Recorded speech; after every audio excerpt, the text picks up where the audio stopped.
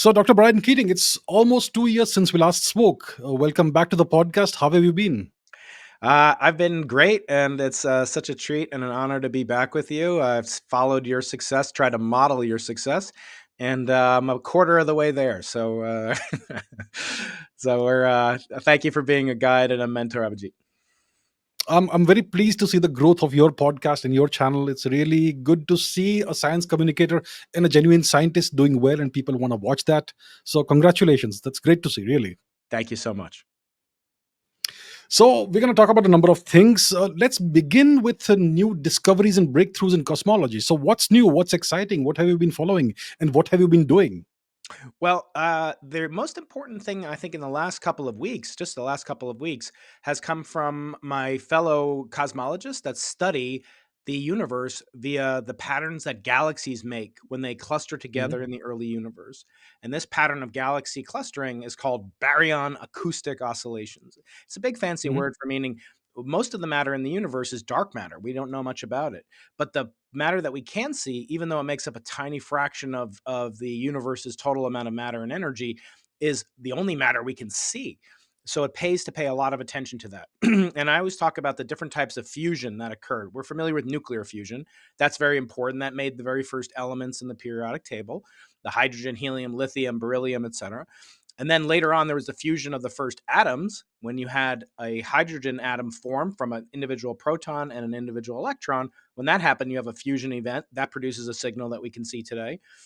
And then later on, you have the fusion of the first stars, and the stars start to come together and and form galaxies. And then those galaxies form clusters. And the thing is, their patterns trace out all the matter, all the energy, and the structure of space and time itself. And by doing that, we can actually measure the properties since that light was created all the way through to today. So that light was created maybe a billion years after the Big Bang occurred. And now we see it today. And all those photons have traveled through space and time. And along the way, they carry little messages. Those messages tell us about the state of space from their creation 12 billion years ago to today. And recently, it's called the Dark Energy Survey Instrument, DESI. It made an announcement that was really quite shocking because it really revealed two things. One, that the universe is expanding at an accelerating rate, and we'll communicate. I can communicate what that means in just a bit. But it also revealed the properties of there is one form of dark matter, Abhijit, that we know exists. It's called neutrinos. Neutrinos are elementary particles. They have mass. We know for sure they have mass. We don't know what that mass is. I'll get to that in a second. But neutrinos are associated with radioactive decay and other processes in the early universe, and they're incredibly important to the study of the structure of the universe. In particular, since they have mass and they don't interact with light, they are dark matter. And this team, the DESI team, made the first very strong uh, constraint on the mass of these neutrinos. They make up 3 of the 17 elementary particles. You've heard of the Higgs boson, you've heard of quarks, you've heard of the electron. Well, the neutrinos are 3 out of 17, and we don't know what their masses are. They're the last missing pieces on the periodic table of the elementary particles. And so it's an astounding breakthrough to now have a limit, not coming from CERN, not coming from the Large Hadron Collider. For the first time in history, cosmologists, people that look through telescopes, are now setting limits on particles instead of those people that work in large hadron colliders and things like that. So it's an astounding time. We don't know yet their mass. We think with my instrument that my colleagues and I have built over the last 8 years, called the Simons Observatory in Chile, where I just was a couple weeks ago. I know we'll talk about that, I hope. That instrument can actually measure the mass of neutrinos. In other words, right now we know if I looked at you and I said you weigh less than 100 kilograms, but you weigh more than 90 kilograms or something like that. I'm just making that up. I have no idea. We've never met in person, but I hope we will when you come to LA or I come to India. But the point is, Abhijit, we only have an upper limit and a lower limit, but we want to detect it. We want to know exactly what it is. We'll be able to do that in the next few years with instruments like our collaboration, Simon's Observatory. So it's an incredible time. For the first time in history, astronomers are measuring particles. And it's there's no telling what will happen after that because it's a philosophical shift as well. Will my colleagues that work at the Hadron Collider, will they trust me as an astronomer to measure what they do. I don't know if I would trust them if they said, "Well, I used the Large Hadron Collider and I measured, the sunspots." I don't know if I'd trust them, but we'll see what happens. It's a revolutionary paradigm shift for science and philosophy. So, what is the Simons Observatory and what does it do, and how are you measuring the neutrino masses? So it's a fascinating observatory. It's built by funded by hedge fund billionaire Jim Simons, who is an incredible philanthropist. He and his foundation and his wife Marilyn Simons and our partner institutions have come together and funded it for construction. It's built in Chile. It's in the northern part of the Atacama Desert of Chile, near the Andes Mountains. It's near an active volcano. It's at Mhm. 5,200-meter elevation, so 17,000 feet above sea level. So when I'm up there, I have to wear oxygen, and you have to wear helmets, and you have to wear protection. It's freezing up there all the time, even in the middle of summer. And this instrument consists of 4 telescopes. Those 4 telescopes have a mission to measure the fluctuations in the cosmic microwave background radiation, or CMB. This is the 3 Kelvin heat left over from the production of the first atoms, not the elements, the first atoms when hydrogen formed about 500,000 years after the Big Bang. When hydrogen forms, just like any fusion, like when you fuse together 2 protons and neutrons, some excess heat is left over. And that heat that's left over, we see it today as the cosmic microwave background. It comes in all directions. You can't tune it out. And it's as if we're inside of this oven.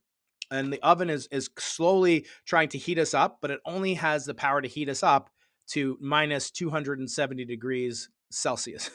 So it really doesn't work that well as an oven, but that's good because if it was really hot, we wouldn't be here having this conversation.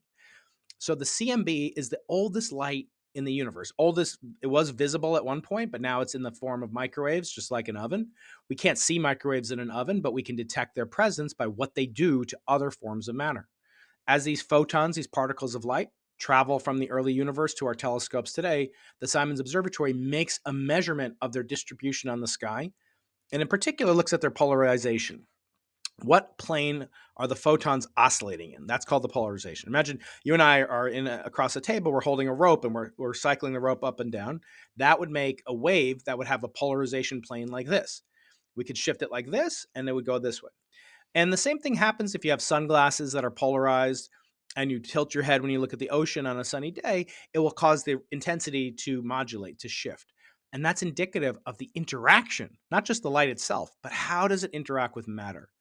And in our case, we're trying to see something that was produced even before these photons were produced.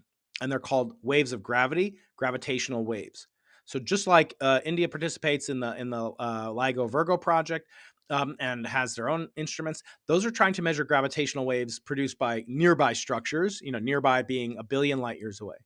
We're trying to measure things 40 billion light years away when the universe was an infant. And in that time, and since that time, they have been tracing all the matter, all the energy, everything that they've interacted with from that time till today. So it's even more pristine than the fluctuations that the DESI collaboration used to measure these neutrino or constrain these neutrino masses. So it's even older than that. And because human beings are naturally drawn to what they can see, not to what they can't see, we have the opportunity to use the oldest light to kind of trace fossils of when the universe was first born in the Big Bang. So last time we talked, you and I talked about Jayant Narlikar, who was a stunning cosmologist, still is, but he was an opponent of the Big Bang, and he still is. And we spoke at great length on my podcast, and I think you had him on too, right? Or you spoke with him? Oh, you I didn't did get to. not. Not Okay, thus far.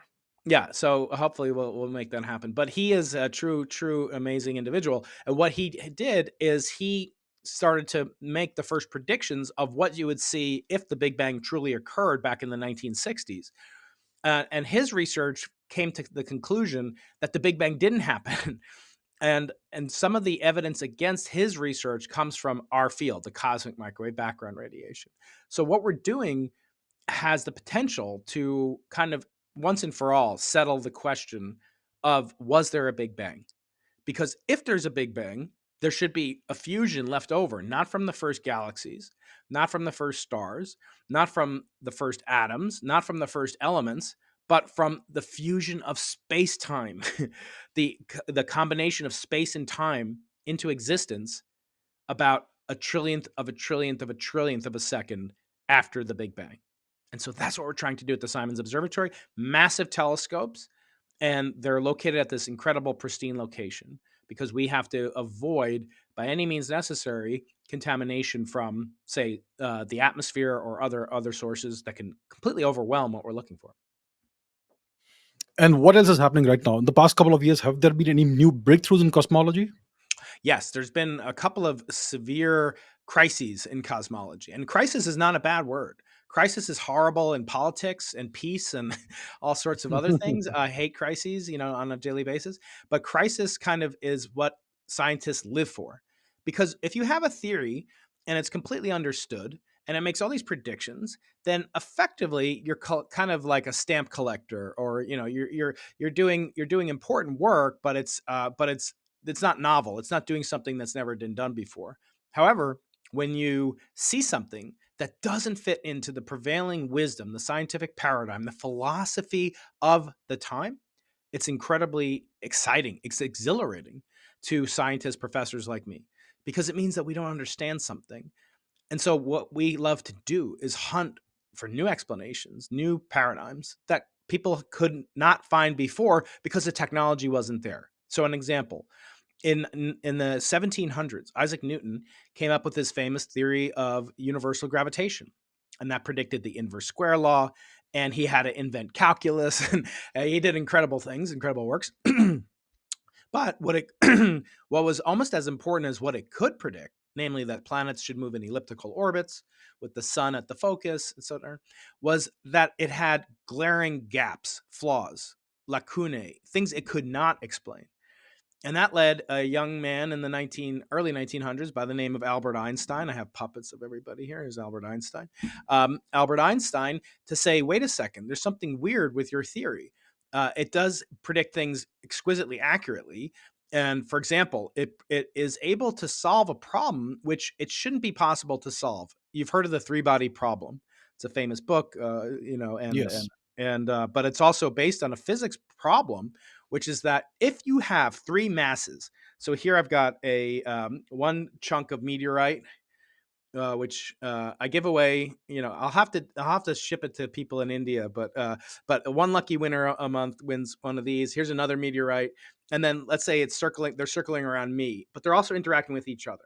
In general, the orbit is unpredictable. You cannot predict the orbits of just simple planets if there's more than two. That's a general principle. That's called the three-body problem. And what arises from it is called chaos. You have chaotic behavior, where the behavior, if you start the planet off at one location, you change it by a millimeter, eventually you get completely different orbits that we can't understand. But Einstein realized, wait a second, besides that, in certain simpler situations, say just the planet Mercury orbiting around the sun, ignore the Earth and ignore all the other planets, but just look at Mercury. It doesn't do what Newton predicts. And in fact, it's moving in an orbit. It's an ellipse, and every time it gets closest to the sun, it's shifting a little bit every day, every year. That elliptical orbit is precessing, and nobody could understand it. And Einstein said, "Wait a second. What if gravity not only affects space? It not only causes space to kind of curve and warp and bend the trajectory of light, but it also shifts time." You see, Newton thought time was absolute, that time ran at a fixed schedule, no matter you here, me here, you in India, wherever. You and I had a coordinated clock that would always agree on every event. Einstein's theory of special relativity said that's impossible. You cannot have two observers in different locations in space, moving at different velocities, have the same coordinated time. It's impossible. But they will agree on one fact, only one fact, that the speed of light is the same for you in India in your laboratory as it is for me in San Diego, California in my laboratory. That's the only thing they'll agree upon. And he constructed the mathematical framework by which you could have a set of observers, and what they would agree upon is only the speed of light. And in doing so, you had to sacrifice the absolute nature of time. The only way that could happen is if time and space were pliable, that they changed. that they were not fixed quantities. And that was his theory of special relativity. And then in 1914, he started to think, well, wait a second. If that's true, then we can't explain how Mercury is behaving. It's behaving in this weird orbit. The only way we could actually affect that is if gravity also affects space and time. And when you do that, you find you not only can't constrain how clocks move in your laboratory, but you cannot in general do it throughout the entire universe. And so by doing this magical kind of mathematical manipulation, Einstein was able to derive and retrodict. If I say tomorrow, Modi's going to do something, whatever, that's a prediction, right? But if I say, now I understand why he did this in the past, that's a retrodiction. Now it's easier with people in some ways, harder in other ways. But with planets in the solar, it was easy to understand, to collect this data and then apply it in reverse. And that would have been a tremendous accomplishment. That would have been one of the greatest accomplishments in the human mind. But Einstein then said, well, let me make predictions. You should see the following thing happen. During a total solar eclipse, as we just had here in America, we had a perfect total solar eclipse on April 8th. And when that happens, the sun is being eclipsed by the moon. When the moon passes in front of the sun, that allows you to see stars you can't see normally, like the light behind me. If I move it, if I'm the moon now, I block it out. There could be stuff behind me that you can't see because the glare is too bright. Einstein predicted that the stars behind the sun should bend by a tiny amount if the theory was true. And later it was proven that he was correct through experimental observations. So that was a tremendous accomplishment that no one had ever done before. And rightfully ended up getting him the notoriety, and he won the Nobel Prize 2 years later. So this has had a long kind of impact on culture, on philosophy, and the same thing is happening with our telescopes like the Simons Observatory. We're really trying to revolutionize how does gravity affect the origin of space and how does it expand. So you asked me, what are the big crises in cosmology right now? One of which is that the universe is expanding, according to some, faster than it should be. And the speed of the expansion is inversely related to the age of the universe. That is, if I say you're moving away from me at 1,000 miles an hour, but you're only really moving away at 500 miles an hour, to get to some greater distance, that means you had to be expanding longer, right? You had to be traveling for a longer period of time at a slower rate to reach the distance that we see now. That's what's happening in cosmology. We have two different teams. They disagree violently. Each one says, I know my answer exactly, precisely to about 1% accuracy. And the other one says, I know the same thing, but they disagree. They argue about the age of the universe. It could be 14 billion years on the oldest side, and it could be 12 billion years at the younger side. That's a huge uncertainty, especially when both are saying, I know this as a fact. So that's called the Hubble tension or the Hubble crisis. That's one of the biggest problems in cosmology, aside from the fact that we don't know anything about dark matter and we don't know anything about dark energy just yet. And so these are huge things. And yet it's not like we don't know anything. We know the age of the universe to the equivalent of looking at you and saying, I know what day you were born, basically. So it's an incredible time to be a cosmologist. The more crises, the better. Bring them on, as long as they're not political. So there was this recent survey called Pantheon Plus that was able to determine the Hubble constant to a very good accuracy, That's right. but the measurements of the CMB disagree significantly. So it's either 73 megaparsecs, kilometers per second per megaparsec, or 68, and that's a big problem. I mean, what do you think is the cause of this?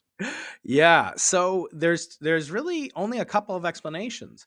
One is that the universe is fundamentally different. Let me explain how they're getting these different results. So there's two ways to measure the Hubble constant. The Pantheon, like you said, led by my friend and many time guest on my podcast, Adam Rees, who won the Nobel Prize in 2011, along with other guests, Brian Schmidt. And the what they're trying to do is look at the universe today and look at how fast things are moving apart. They're spreading apart at some rate, and they spread apart faster the farther away you are from them. That's called the Hubble constant. You take the distance something is from you. If you can measure that, that's the hard thing to do. It's very difficult to measure distances. Just think of you looking at the night sky, the dome of the sky. You can't tell if a star is bright because it's close to you, or if it's intrinsically bright and it's far away. So there's no depth perception in astronomy. So astronomers have to make up proxies that trace what those distances are based on other measurements called the cosmic distance ladder. So they use the cosmic distance ladder. They get a measurement of the velocity of things right now, or right now being a billion years ago, 2 billion years ago, which is small compared to the age of the universe that my colleagues study, the cosmic microwave background. That's predicting how fast the universe should be expanding based on when it was young, assuming that we understand the physics that prevailed in the early universe, which is easier to understand because all there was hydrogen.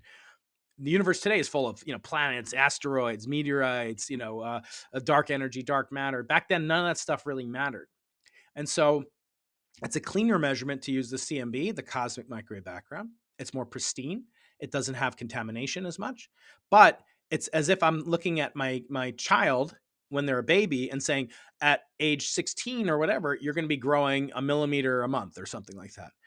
Versus measuring them right now and saying they're actually moving away a millimeter a month, if you like, their height is changing a millimeter a month, but they disagree. One says it's a millimeter and one says it's 1.2 millimeters.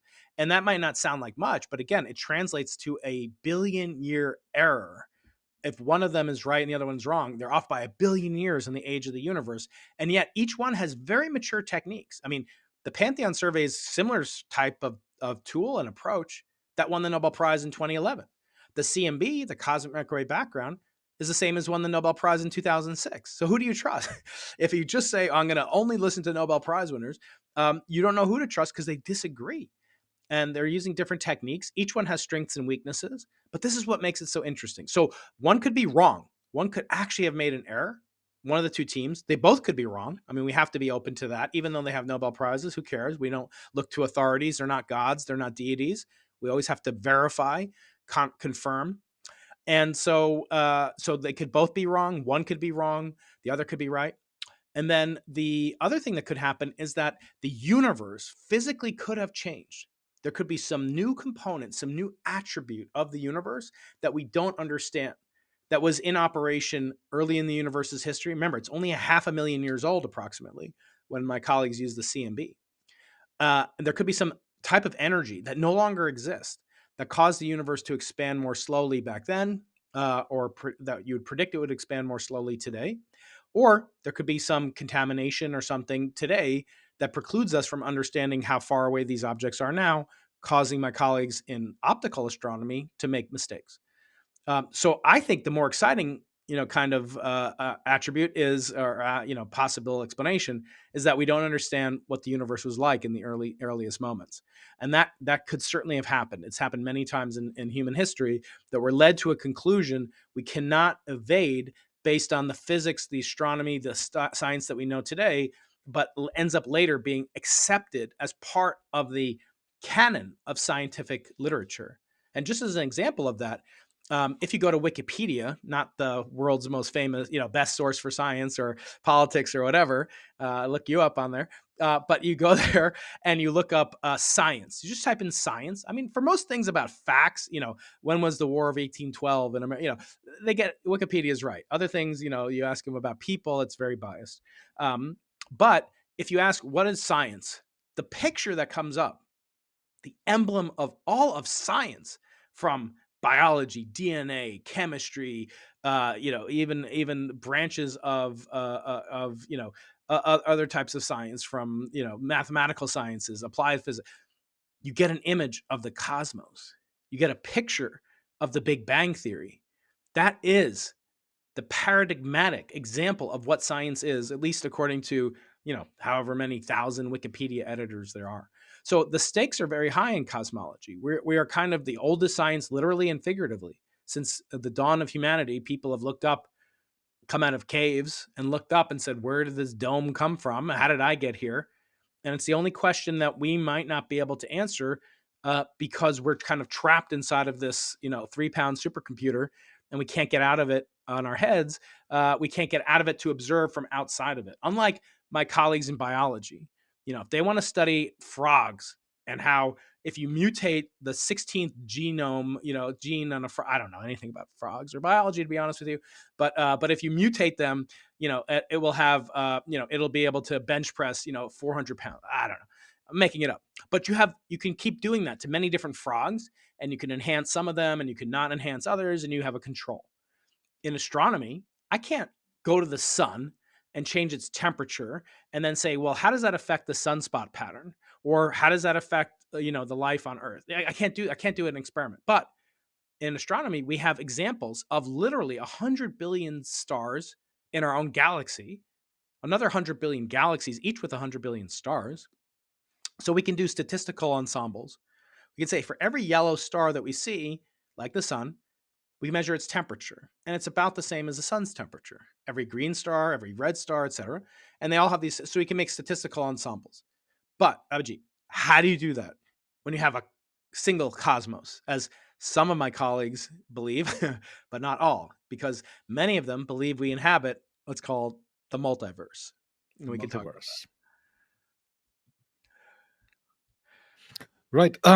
You were talking about crises in cosmology. I mean, one of the instruments that's thrown up a lot of new information is the James Webb Space Telescope, and it's brought up some really interesting results. Like the first galaxies, massive galaxies, are about 300 to 700 million years old. I mean, when the universe was about 300 to 700 million years old. So that kind of appends our understanding of what galaxy evolution should be like. And there's also theory that those could actually be dark stars that are annihilating dark matter. So what are your views on that? Yeah, so that's very interesting. So the woman who popularized that is a good friend of mine and a collaborator on the Simons Observatory. Her name is Hmm. Katie Fries, and I did an interview with her in my office in my studio here in San Diego 6 months ago, 5 months ago. And Okay. yeah, she originated this idea of dark stars. So let me first say that James Webb Space Telescope, it's a phenomenal instrument. It has a diameter of about 6 meters. It's one of the largest telescopes ever launched in space. So big that to fit it into the rocket, they had to fold the mirrors on top of each other. And then when they got out, it kind of unfurled and assembled itself like origami in space. It's about 1 million miles away from the Earth in what's called the L2 Lagrange point that circles the Earth Moon system, and it's been there since Christmas Day, December 25th, 2021. And this instrument is primarily designed to look for objects like the very first stars, the very first galaxies, the properties of exoplanets, their atmospheres. As a star is has an eclipse. Imagine an eclipse of a star, or really a transit. When the moon or the planet that goes in front of the star is far smaller than the star itself, and even from its optical perspective, I mean, the moon is much smaller, but apparent size is exactly the same as the sun. On other planets, this doesn't happen. Like Venus is not nor can never make a total eclipse of the sun on the Earth, but it makes what's called a transit. And during the transit, the sun is illuminating not only the planet, which makes a shadow, a tiny shadow, but it illuminates its atmosphere. And when light interacts with an atmosphere, it causes a characteristic spectral fingerprint that's completely indicative of what elements, what molecules are in the atmosphere of that planet. So when Venus does this, we see carbon dioxide, pretty much that's all we see. But some planets are starting to show other features, not only carbon dioxide, but they're also showing oxygen and other compounds. They could even show amino acids, which are the precursors to build DNA. So these are exciting discoveries that are taking place right now with the James Webb Space Telescope, and it may be that we get indirect evidence for oxygen and other, fingerprints of life. That doesn't prove that there are podcasts on other planets just yet, but it would be, sort of a crucial first step in discovering alien existence. Now, what the dark star hypothesis is that there are stars made primarily of dark matter, and that shouldn't really happen. An ordinary star formed primarily from the collapse of hydrogen. So hydrogen atoms form about 500,000 years after the Big Bang. When they form, it's the combination or fusion of an electron with a proton that produced the CMB radiation that I study, but it also provided the raw materials to make the very first stars. Stars are big nuclear fusion reactors that take isotopes of helium, of hydrogen called deuterium, which has a neutron and a proton. Combine them together, two neutrons, two protons. That's helium. Helium is named after the god of the sun. In fact, it was discovered on the sun, not by going there at night, as I always joke to my kids, but instead by looking at the chemical spectrum and seeing the imprint of these new elements that had never been discovered on Earth. So the same thing can happen in stars in the rest of the universe, this collapse. But what Katie Fries and her collaborators are saying is actually it's occurring from the confluence of dark matter and that produces this kind of nucleation point or fusion point where the star can actually emit light, but it's very low temperature. It's huge. These stars are enormous, 50 or 100 times bigger than our sun, much, much colder than our sun. And for those reasons, these are kind of an interesting candidate for both the first stars that would form, or how we could actually know how all structures in the universe are found. So she's found, or she claims in an article, that she she found the idea of these earliest stars that ever exist that are powered by dark matter heating up rather than nuclear fusion. And they actually make them out of, incredibly, they make them this at the center of these early galaxies, which would explain eventually why we have this huge black hole at the center of our galaxy, because they become, millions of times more massive than our sun. So I should say, it's just a conjecture right now. We have to get, a lot more data from it, but the James Webb Telescope is really kind of custom made to find this almost ideally. Do we know what temperature those stars have? I'm expecting they would be emitting infrared, right? Light. Uh, yeah. So right now they would be, their light would have been stretched to the infrared, but in the earliest times they would have been created, when they were produced, they would be much hotter, and they would be emitting at much higher temperatures, much higher, and that would cause their spectrum to be perhaps even out of the ultraviolet. So what Webb sees now is really only infrared radiation. So that's how they detect it. So today it's detected, but remember, if they're the earliest stars ever, if they're made in at great distances, this is corresponding to a redshift of Yeah. about 10, which means the universe has increased by a factor of 10 since these objects produce the light that we're just seeing now. So the universe was 10 times smaller, and the wavelength of light has been stretched out 10 times. That means it was 10 times smaller in the reference frame at which the star produced the light. So it's an incredible, conjecture. They would have been incredibly massive, but they would have been cool at the time, like sort of, tens of thousands of degrees Kelvin, rather than, millions of degrees Kelvin. And so this makes them visible today, but they require an enormous amount of dark matter for that to occur. And then eventually they could become these supermassive black holes, like the million solar mass black hole at the center of the Milky Way galaxy. So, is the heat produced by the squeezing together of the dark matter particles, or is there annihilation involved in this? Yeah, so it's more related to annihilation. It's slow because a Okay. dark matter can't heat up. Heat really is the random vibration, or molecular motion of ordinary molecules. So dark matter doesn't interact like that.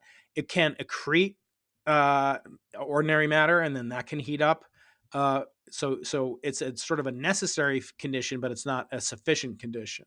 And so, yes, they can be annihilation, where dark matter actually is self interacting, and that produces an ignition, or an ignition source that can cause this star to start to glow, essentially, and cause the radiation to be emitted. But if you only knew about ordinary matter, you would think there's nothing emitting photons, which would be quite astounding. So that's what's so really delightful about this conjecture, is how they are producing this radiation without visible matter necessarily being the culprit for its production. And recently, the Event Horizon Telescope has been in the news. It's captured a new view of the Sagittarius A star black hole at the center of the Milky Way, and it's Yeah, it's discovered that it's got these twisted magnetic fields. So, what does this tell us about the black hole at the center of our galaxy?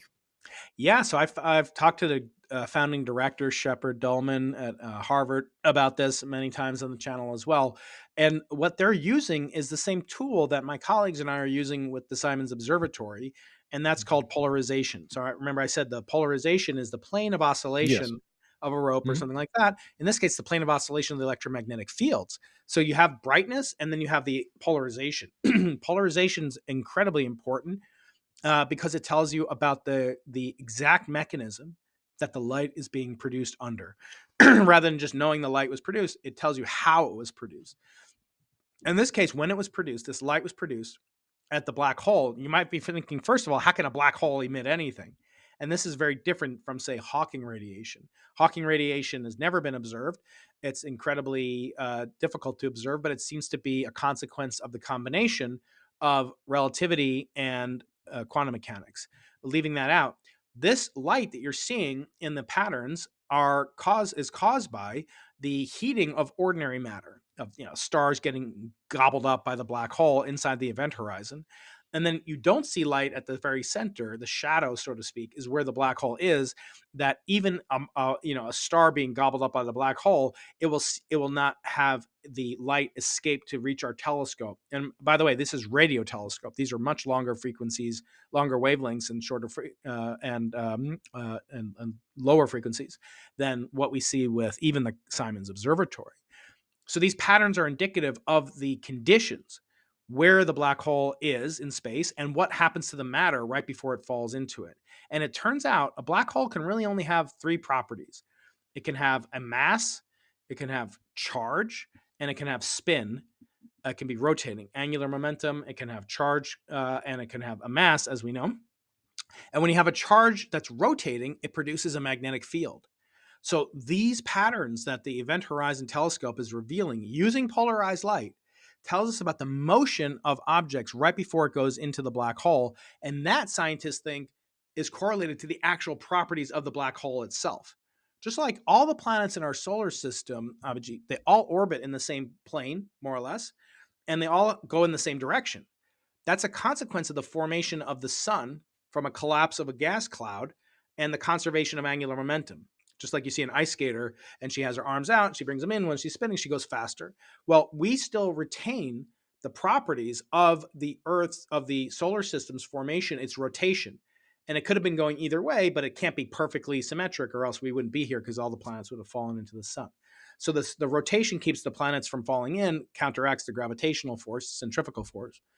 And so the same thing could happen with the event horizon that we're seeing here.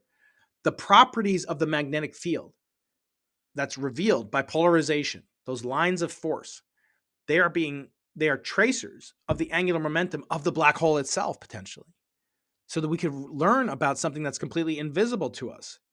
We could see everything, the properties of this thing that we can't see with our eyes. It's a remarkable thing for scientists to witness. Again, all these things are happening at this accelerating pace. It's really overwhelming, even to me as a scientist. Indeed. So this the magnetic field that we've discovered around our own black hole, it's kind of similar to the one that's around the Messier 87 supermassive black hole, which is about more than 50 million light years away. But that black hole has relativistic jets. Why doesn't Yes. our black hole have that?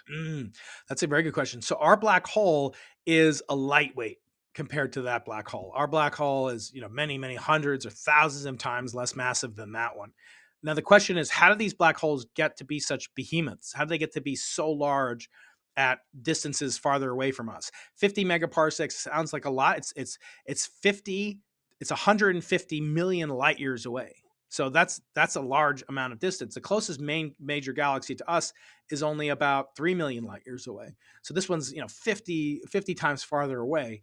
And yet it has this property. So it's not that much older than our galaxy. So it couldn't be that, it's just older. It somehow either was born with more mass in that sense, and it had a region of space-time which had more hydrogen and helium that could eventually collapse, or dark matter, according to dark stars, and that caused it to collapse. Or there could be what are called primordial black holes, a black hole present at the beginning of time, even before the light that I study.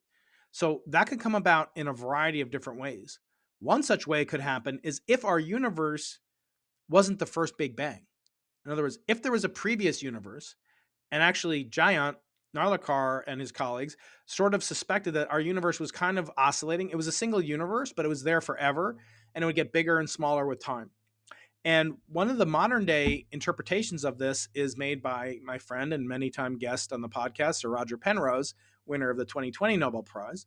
And he conjectures that the universe undergoes cycles of collapse and expansion, or, if you like, extreme expansion and then dilution, and then the dilution creates a new expansion, and that goes on forever. Other colleagues have suggested the universe collapses, comes to a point, and then re-expands again. Others say, no, it doesn't have to come to a point. It can go to a finite volume and then expand again. So this is this is another crisis in cosmology. We don't know what happened at time equals 0. I said we can go back a half a million years, we can go back 1 second, we can go back a billionth of a second. We can replicate that condition on Earth very easily up until about a billionth of a second. But before that, we don't know. A trillionth of a second we can't access right now. We may be able to do that with the cosmic microwave background type polarization that the Simons Observatory is now studying. But we don't know if the universe began, as Roger Penrose suggests, from another universe's demise. That there's only one thing that can survive the dilution that never dilutes, no matter how much the universe expands, and those are black holes. And he calls these features called Hawking points on the microwave background. He claims to have seen them. I've argued that what he's seeing is not them, and others have as well. But it's an exciting field because there is one glaring omission, which is a feature of Sir Roger's theory, and that's that there's no multiverse. And you may say, well, that's weird. What's wrong with the multiverse? But some scientists hate the multiverse. They actually think it's bad, not just for scientists, but for society, because it allows for the possibility of literally anything happening. For you being born in San Diego, me being born in there, anything can happen, just like in the movies. Everything, everywhere, all at once. All the Spider-Man, all these movies try to depict what a multiverse is like. And some people call it unnatural, bizarre, anti-scientific. And so there are a lot of eminent scientists. We're talking the Einstein professor of physics at Princeton, my friend Paul Steinhardt, who believes that it's bad for physics and science and society to have a multiverse because there's no prediction. You can just say, well, the multiverse did it. Kind of like having a deity do it. Imagine if you had one God and every single event, you had the thunder god, you had lightning, you had this, you had that, and they're all different. That would be very bad. And it's almost like there's a pagan kind of propensity that people want to believe in this, kind of supernatural creation story. I try to be agnostic about that, Abhijit, as an experimentalist. I build a telescope. The data come from it. We analyze them dispassionately. I don't care who's right. I don't care if there was a Big Bang, if there was an infinite number of Big Bangs, if there's a multiverse, if there's a single universe. But instead, it's for the first time we can answer these philosophical questions using data. No one's ever been able to address these things. We can address them purely scientifically for the first time in human history. What are your views on the multiverse? Do you think it's bad for society and for science? I don't think of it as in quite those stark terms that my friend Paul does. I don't think that having a scientific idea is necessarily dangerous.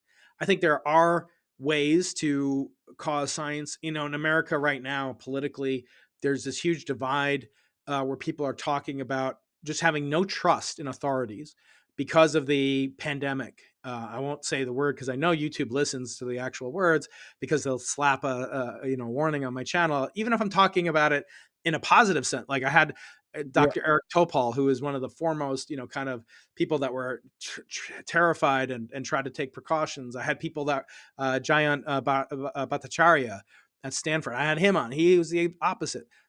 And even if I'm talking about it purely scientifically, YouTube will warn us. So let's not mention the word, but we all know what it rhymes with. So we have people now saying because of that, and what happened in America with lockdowns and shutdowns and authoritarian science and certain doctors and so forth, and political candidates, that they don't trust anything. We had this guy, Tucker Carlson. You probably heard of him. He's almost as famous as you are. And he had this conversation with Joe Rogan, who I met on his podcast last year myself. It was a lot of fun. But when I was talking to Joe, I was very scientific. I didn't talk about politics necessarily. And this guy, Tucker Carlson, that's all he talked about. And in fact, he ends up saying things like, I don't believe in evolution. It's just a theory. I don't know how we got the fission bomb in the Manhattan Project. That could have been aliens.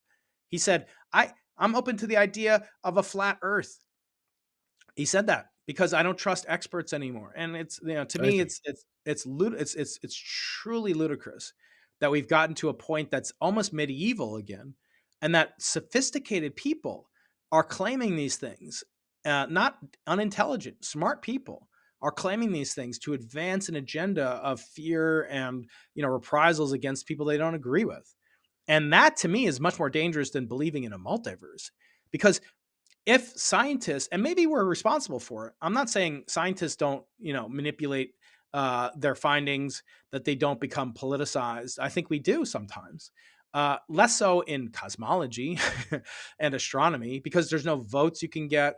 If I believe in the Big Bang and you don't, I'm not going to get some extra, attention at the ballot box. But in public health, in energy policy, in climate change, et cetera, we should be very careful about using our scientific credibility that we earn in the laboratory and spending that in the political realm to advocate for policies or funding or control by the government. I think that's very dangerous.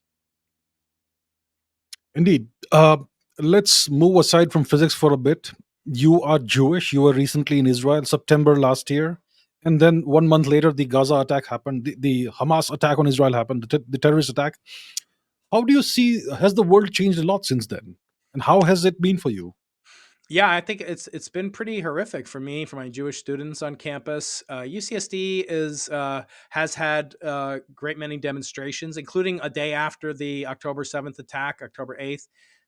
Palestinian student group, assembled a rally on behalf of the martyrs. They called them martyrs, and this is very common. Many of these groups have done this on college campuses. Right now, in late April of 2024, we're having huge encampments, protest, police being called in, violent rhetoric is being used. One of my friends is a dean at NYU, and they just had to call in the New York police to evict these people, squatting, yelling just tremendous epithets and hurtful language. I'm all for free speech. I mean, it's our First Amendment in America, is the cornerstone to every other amendment. Freedom of speech, I think, is a human right. I don't think it should be limited to just America. But the point being, I'm fine if you say things, but you don't have the inalienable right to threaten people and to use hateful rhetoric. And I know if I were here and I was saying, things like, Indians don't have a right to their country, or Pakistanis. Pakistan is illegitimate. It should never have been founded the same year as Israel, and it's illegitimate. It shouldn't exist. I would not have access to the campus later that afternoon. But Israel, it's okay to say Israel should not exist, to have pictures where Israel is erased from the map and declared to be Palestine. It's very troubling to me, Abhijit, because one of the fundamental aspects of being an academic, of being a professor, is academic freedom.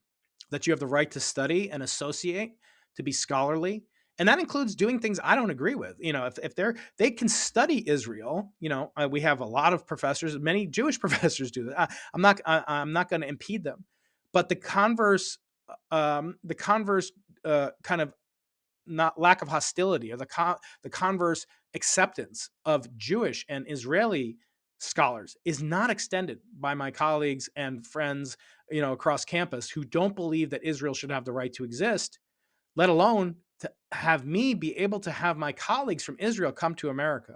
They want these colleagues to be boycotted, to have no ability to set foot on campus merely because they're Israelis. And I should say 90% of all Jews on earth are Zionistic, which means, they believe that Israel is the cornerstone of the Jewish people. It's mentioned in the Bible. Even Islam, the Quran mentions it 70 or 80 times.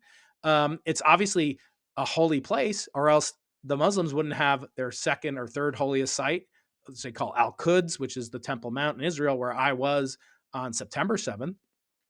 They wouldn't have it there, right? So obviously Israel's important. And to say that Jews have no stake in that, they have no right to be in Israel, is almost like ethnic cleansing. Like, they don't want my fellow Jews to live in Israel, but they won't say that necessarily. They'll just say Palestine should be free from the river to the sea, but that really means from the Jordan River to the Mediterranean, there should be no Jews in Israel. It shouldn't be a Jewish state. And nobody can look at the map of Israel and say these Jews are going to be put into boats and moved back, moved around. Many of them are born in Israel and have generations, families that go back hundreds or thousands of years.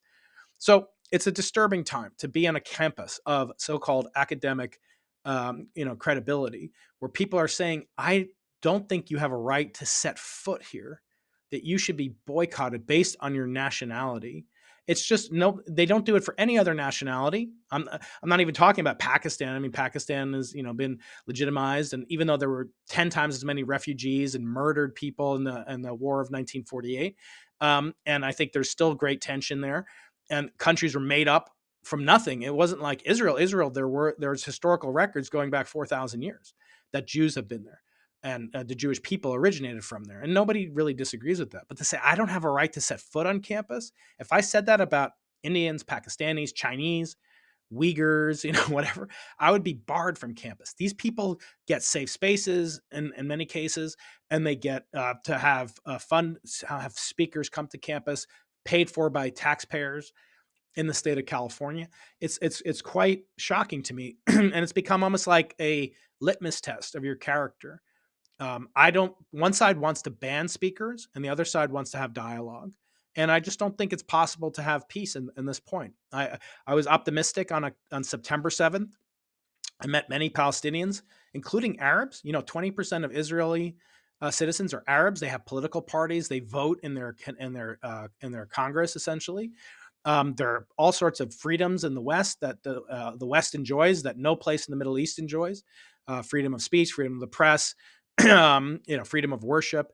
There's entire Muslim parties. So, and actually, the most happy, self-reported, satisfied Arabs in the world live in Israel, not in Egypt, say.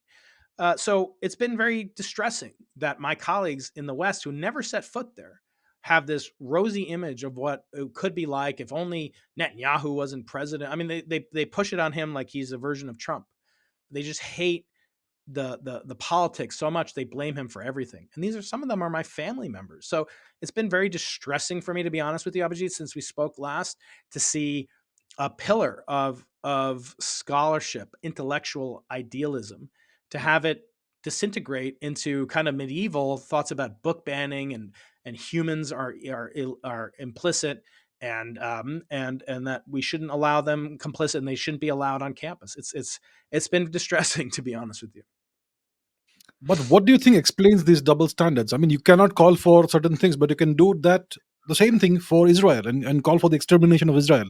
Why Yeah. do you have these double standards, and what explains this? I think it's explained by anti-Semitism. If I hated Mm. Italians, if I really hated them, it wouldn't be acceptable for me to say we shouldn't allow Italians into America. They shouldn't exist. We should exterminate them, or they shouldn't be allowed to exist. But I could say the state of Italy is illegitimate. Look, Italy is not 1,000 year old. Italy was formed in 1847 or something like that. It's not that old. I mean, there are states in America that are older than Italy. So to say America itself is a lot older. So the point being, you can't say that a people is legitimate if their one point of origin is illegitimate and shouldn't exist. It's eliminationist. It's suggesting that there is no right for one. There's one country on earth that is the Jewish homeland. It happens to be the oldest country on earth, besides India and China, and so maybe they tie for it. But the point being, it's one of the oldest. Is well documented. I mean, historical records, linguistic records, political dynasty records, currencies, all these things, archaeological, tens of thousands of years, people were living there, and then the origin of the Jewish culture began there, and it's the foundation of three of the world's major religions, right? So nobody disagrees that it existed for a long time. But nowadays, they go back and they say, well, it was formed illegitimately and it caused all these people. And really, the Jews belong in Poland. And, because of World War II, why do they get this place in Israel? Well, again, Jews have been there. There were no Palestinians. There's no such thing as a Palestinian mentioned. If you search on Google, search terms, you won't find the word Palestinian except for referring to a Jewish state. The word Palestine was coined by the Romans as an insult reminiscent of the word Philistine. So if you call someone a Philistine, it was an insult. In fact, there's no letter P in the Arabic language. There's an F, and Hebrew has the same Indeed. symbol. P and F, yeah. So there was no currency, there was no president, prime minister, there was no culture. This guy Yasser Arafat, who is Egyptian, born in Egypt, popularized this movement, and he was of course celebrated. And he won the Nobel Prize in 1993, the Peace Prize, and then later called for these intifadas. Intifada is a violent, bloody revolution against Israelis and Jews, and it's called globalize the intifada. So what is a Jew in America at Columbia University? Has never been to Israel, whatever, maybe she is European in origin. Why should she, because she believes that Israel has a right to exist, just like I believe India has a right to exist, why should she be penalized and vilified? I think it comes down to the only thing she has in common with somebody in Tel Aviv is that they're both Jewish.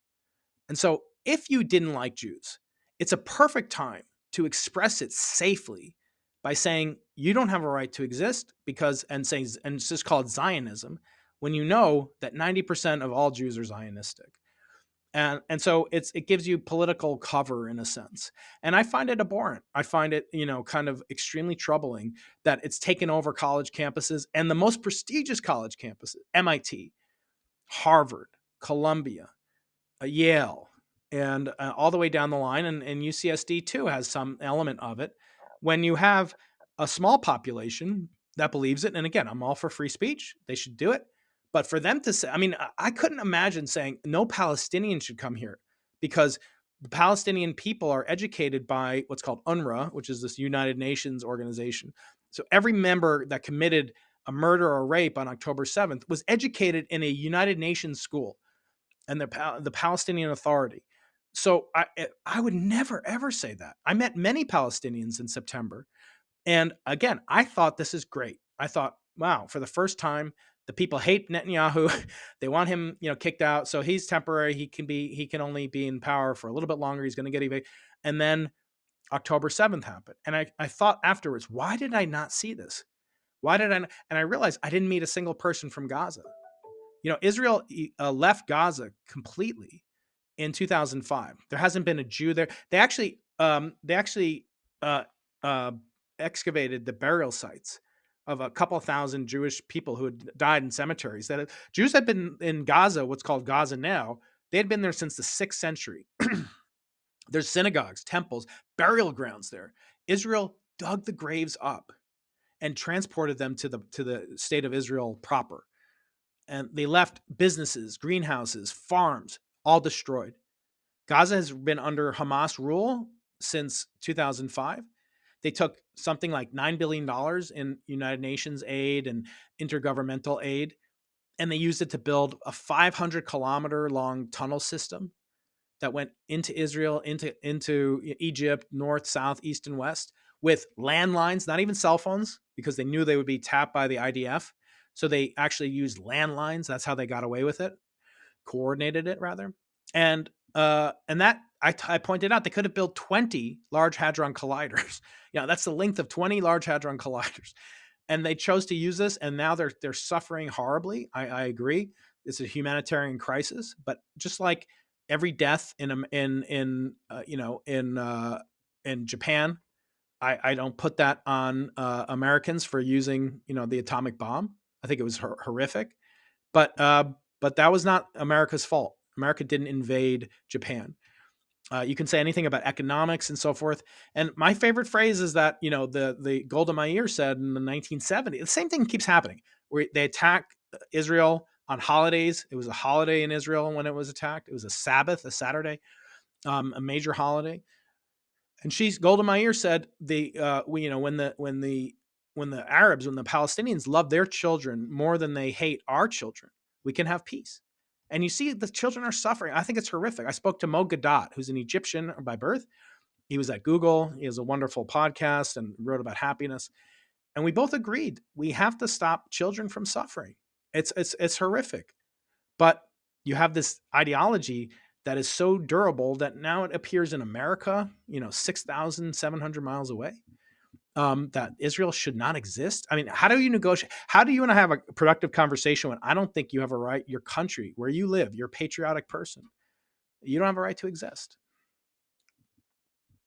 Yeah, it's terrible. I mean, Israel has been under siege since the time it was created, essentially.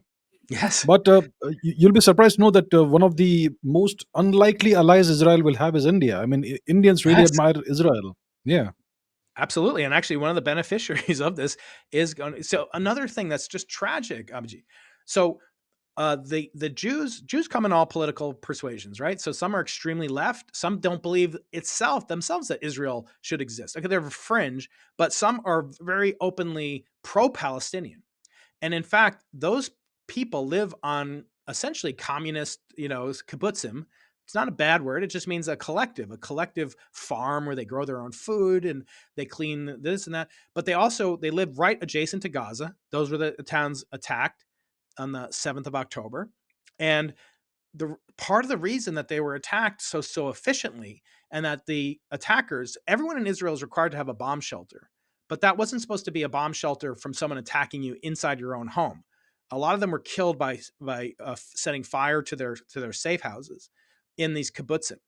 The reason that the Hamas and the Gaza civilians that participate, a large number of them were civilians, which is very scary and very sad, that they knew where to find the safe rooms to attack the Jews that were seeking shelter, was because they had employed members of civilians from Gaza to clean their houses.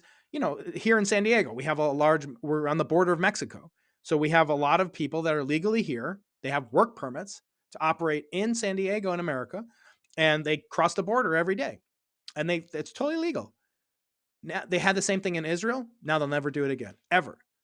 And so so Gaza unemployment is going to be 99% because only their biggest trade partner and support is Israel. Israel provides them with water, electricity, telecommunications.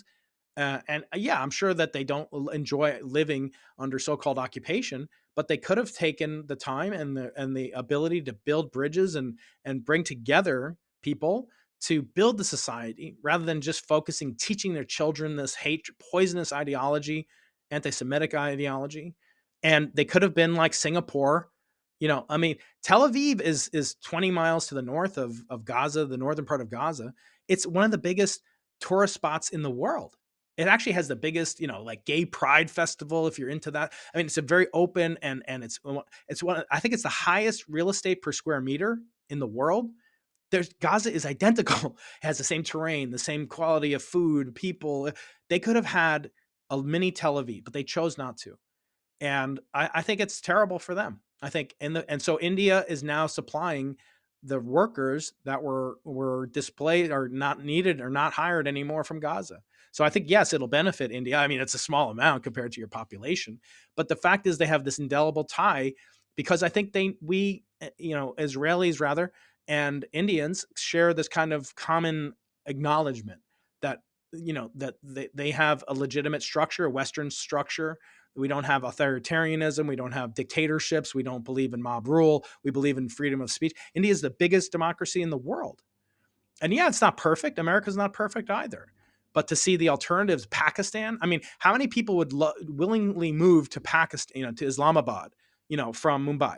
I think it's pretty small. And it doesn't mean that they're bad people. It just means they've established a civilization, a governance structure, and so forth that's exponentially ahead of many other cultures and civilizations on Earth. And I think India should be congratulated for that. Yes, indeed. I think people should understand that Israel did try to implement the two-state solution from 2005 onwards. It has That's not right. worked. These guys, they elected Hamas as their government, and then we see what's happened. Well, I don't know what the solution could be. I hope there's a solution. I hope there's lasting peace eventually. But right now, things don't look very good, No, it unfortunately. doesn't. It's very depressing, Yeah. and I'm sorry to end on a bad note. But the thing that Yeah, gives me no hope, problem. Yeah.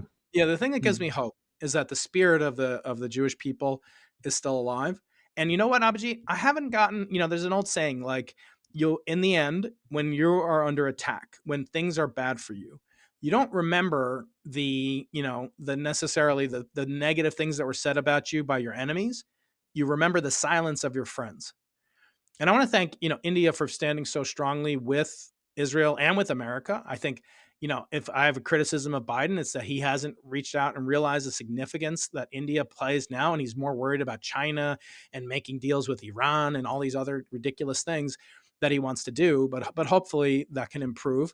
But you remember the people that have reached out the most to me, Abhijit, are two groups of people: Indians, and not American Indians, but Iran. Oh, I don't. It gave me these balloons in the back. That was kind of cool. Let me go like that. See if that happens. I got this apple. There it goes again. All right. Yeah. Happy birthday. But there are two things. Two people: Indians. And Indians from India are, not just Indian Americans. Obviously, they're great friends and huge allies, but and Iranians. Now, why would an Iranian? I'm talking Muslim Iranian practicing devout Muslims reached out to me. Brian, That's are you interesting. okay? I'm so sorry to see this. I mean, I know you must be suffering. Colleagues, friends, Iranian practicing Muslims, because they know what it's like to live under an Islamic, the Islamic Republic of Iran. Is the full name of that country. They know not that Islam is bad. They practice Islam, but they realize that there's an ideology embedded within it that is counterproductive to technology, to human thriving, and to, quite frankly, scientific progress. And I think that I've been buoyed by that, because a lot of my colleagues, Christian colleagues, American colleagues, they've been silent. Not all of them, but a lot of them. And so you remember that, but you really pay a great deal of gratitude to the friends that have reached out and said, "Just, are you okay?" That's all you have to do. Are you okay? How are you feeling? You don't have to solve it. You and I are not going to solve this problem, right, Abhijit? I mean, we don't know what the solution is. I don't think the solution is going to come for many years, and I don't blame Israel for that. But the bottom line is just to know that you care about it. That's a huge, huge a confidence booster for me, and it really does, cause me to have a great deal of gratitude for the work that you do, and quite frankly, all the friends that I have around the world. So I want to thank you for that. You're very welcome. Well, let's hope that things get better eventually. It's going to take time, as you said, but let's hope it gets better. So, Brian, thank you so much for another very interesting, enlightening conversation. I wish you all the best in the work that you're doing. I hope everything gets better. Thank you so much. Appreciate it. It's always my pleasure. Thank you so much, Abhijit.